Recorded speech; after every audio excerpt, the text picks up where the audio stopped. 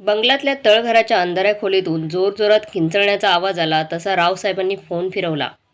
अवघ्या 5 मिनिटात डॉक्टर आणि 2 कंपाऊंडर तळघरात पोहोचले. डॉक्टरांनी बघून सखी ओरडली, "नका नका, मला मारू नका, मला जगायचे." रावसाहेबांच्या डोळ्यातला अंगारा डॉक्टरांनी इशारा केला.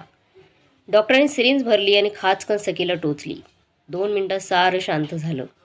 सखी डोळे मिटून निपचित पडली. अंगावरून घामाच्या धारा वाहत होत्या. पण तिचं भान हरपलं होतं.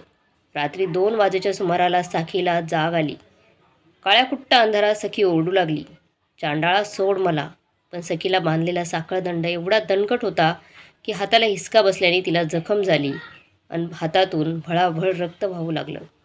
सखीला ग्लानी आली. ती शुद्धीवर येईपर्यंत बराच रक्तस्राव झाला होता. सखी विमलबाई आणि नानासाहेबांची एकुलती एक लेक. मुलगा पाहिजे या हट्टापायी सखीनंतर 2 वर्षांनी विमलबाईंनी रावसाहेबांना जन्म दिला. रावसाहेब लहानपणापासूनच हट्टी, चिडखोर आणि संतापी होता. असूयेपोटी सखीला वाढलेल्या ताटातूनही तो घास हिसकावून घ्यायचा. विमलबाईंनी त्याचा द्वेष प्रवृत्तीला प्रतिबंध घालण्याचा प्रयत्न केला, पण काही उपयोग झाला नाही. मोठा झाल्यावर रावसाहेब सुखीचा दुस्वास करू लागला. नानासाहेबांच्या तीक्ष्ण नजरेला हे रुचले नाही.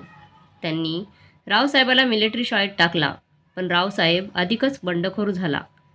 सखीचं पदवीपर्यंत शिक्षण पूर्ण झालं होतं. आता तिचे हात पिवळे करण्याची वेळ आली होती. विमलबाई आणि नानासाहेबांनी एक चालून आलेल्या स्थळाला होकार दिला. मातब्बर देशमुखांचा स्थळ, गर्भश्रीमंत. सखी देखील हरखून गेली होती जीवनाला मिळणाऱ्या नवीन वाटचालीनं. सखीचं लग्न प्रेमची धूमधडाक्यात झालं. सखी देशमुख घराण्याची सून झाली. सारं वैभव आपसुकच चालून आलं होतं, पण नियतीच्या मनात वेगळंच काहीतरी होतं. प्रेम देशमुखांचा एकुलता एक मुलगा, लाडाकोडात वाढलेला. घरची गर्मश्रीमंती म्हणून नोकरी करण्याची वेळ आली नाही. पण माठातलं पाणी किती दिवस पुरणार? प्रेमला व्यसन लागलं. दारूचं व्यसन लागलं होतं त्याला. दररोज पिऊन यायचा आणि बायकोला झोडायचा, असा प्रेमचा नित्यक्रम सुरू झाला. शिकली सवरलेली सखी मुकाट्याने छळ सोसत होती. काही दिवसातच दारूच्या अतिसेवनापायी प्रेमचं निधन झालं आणि देशमुख घराण्यानं तिला करंटी ठरवत बाहेर काढलं.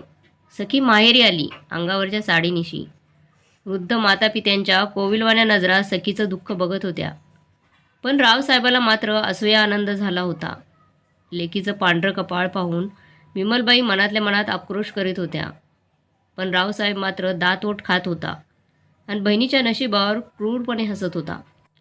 रावसाहेब वाट बघत होते वृद्ध मातापित्याच्या मरणाची. नानासाहेबांनी सरकारी नोकरीत कमवलेला पैसा त्याला शांत झोपू देत नव्हता. एक दिवस अचानक विमलबाईंना मूर्छा आली. हॉलमधल्या जमिनीवर विमलबाई पडल्या. नानासाहेब घाबरले. त्यांनी ताबडतोब विमलबाईंना हॉस्पिटलमध्ये हलवले. डॉक्टरांनी विमलबाईंची रक्त तपासणी केली. तासाभरातच रिपोर्ट मिळणार होता. पण नानासाहेब अधिकच घाबरलेले होते. रात्री उशिरा विमलबाई शुद्धीवर आल्या तेव्हा डॉक्टर नानासाहेबांना सांगत होते, "घाबरू नका, पण आता अधिक काळजी घ्यायला हवी." विमलबाईंच्या कानावर शब्द पडत होते, "त्यांना ब्लड कॅन्सर झालाय." विमलबाईंनी डोळे घट्ट मिटून घेतले. पण सत्य कुठे लपणार होते? 2 महिन्यांचा कालावधी डॉक्टरांनी दिला. नानासाहेबांनी उपचारासाठी विमलबाईंना मुंबईला हलवले. नानासाहेबांनी पाण्यासारखा पैसा खर्च केला, पण काही उपयोग झाला नाही. अवघ्या 15 दिवसातच विमलबाईंचे निधन झाले. पत्नीच्या विरहानंतर नानासाहेबांनी हाय खाल्ली आणि एक दिवस झोपेतच नानासाहेबांना हार्ट अटॅक आला. विमलबाई आणि नानासाहेबांच्या निधनानंतर रावसाहेबाला रान मोकळं झालं होतं. पण अडसर होता तो फक्त सखीचा. एक दिवस गोड बोलून रावसाहेबांनी सखीला शेतात जाण्याची गळ घातली. भोळी सखी भावाच्या पावलावर पाऊल टाकून शेताकडे निघाली. रावसाहेबांना बोलत बोलत सखीला विहिरीजवळ नेलं. सखी पाठमोरी झाली तोवर रावसाहेबानं त्याच्या राकट पंजानं तिला विहिरीत ढकललं. सखी क्षणभर घाबरली आणि ओरडू लागली, "वाचवा, वाचवा." पण दृष्ट रावसाहेबानं भला मोठा दगड तिच्या दिशेने विहिरीत फेकला. सखीच्या डोक्याला भली मोठी खोच पडली, पण जीव वाचवण्यासाठी ती हातपाय हलवत राहिली. रावसाहेब केव्हाच दिसेनासा झाला होता. आजूबाजूच्या शेतात काम करणाऱ्या मजुरांनी सखीच्या ओरडण्याचा आवाज ऐकला. एकाने विहिरीत उडी मारून सखीला बाहेर काढलं, पण एव्हाना सखी बेशुद्ध झाली होती. दुसऱ्या दिवशी भल्या पहाटे गावकऱ्यांनी सखीला घरी आणून सोडलं. सखीला पाहताच रावसाहेबांना दात ओठ आवळले, पण तो करणार काय? सखी भेदरलेल्या अवस्थेत घरात शिरली. रावसाहेबांना घराचे दरवाजे बंद केले.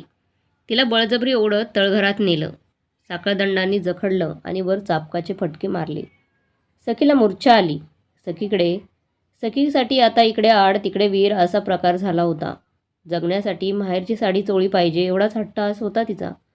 पण रावसाहेब नानासाहेबांच्या इष्टेतून काहीही द्यायला तयार नव्हता. सखीचा अट्टहास वाढत होता. सखी काही केल्या वारसपत्रावर सह्या करायला तयार नव्हती. रावसाहेबांना प्रश्न पडला. त्यांच्या डोक्यात एक असुरी कल्पना शिरली. सखीला वेडं करण्याची. दिवसभर साखळदंडाचा फास आणि चाबकाचे फटके सोसण्यापुढे सखीजवळ काही इलाज नव्हता. पण रावसाहेबांची सैतानी मन एवढ्यावर शांत बसलं नाही. त्याने वेड्यांच्या हॉस्पिटलमधल्या डॉक्टरांना बोलवलं आणि सखीला शॉक देणं सुरू केलं. सखीच्या किंचाळण्याला आजूबाजूचे कान देऊ लागले. मग मात्र रावसाहेबांनी इंजेक्शनची नामी योजना काढली. सखीला बळजबरीने इंजेक्शन दिलं जाऊ लागलं. सखी वाचवा वाचवा ओरडत राहिली. पण काळ्याकुट्ट अंधाराशिवाय तिच्या सोबतीला कोणी नव्हतं. काळ्याकुट्ट अंधाराला भेदत सखीची किंकाळी ऐकू येत होती.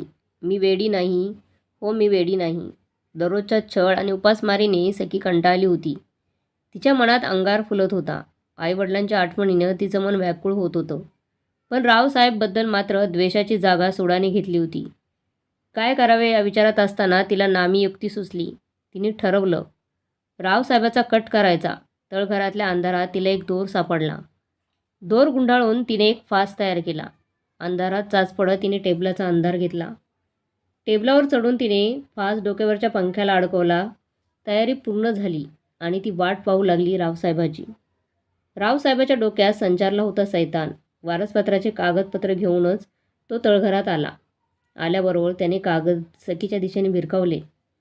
त्याने सखीला जोरात दरडावले. सखी थरथर कापत होती.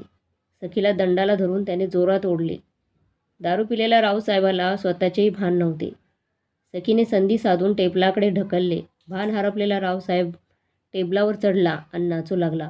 जोरजोरात हसू लागला.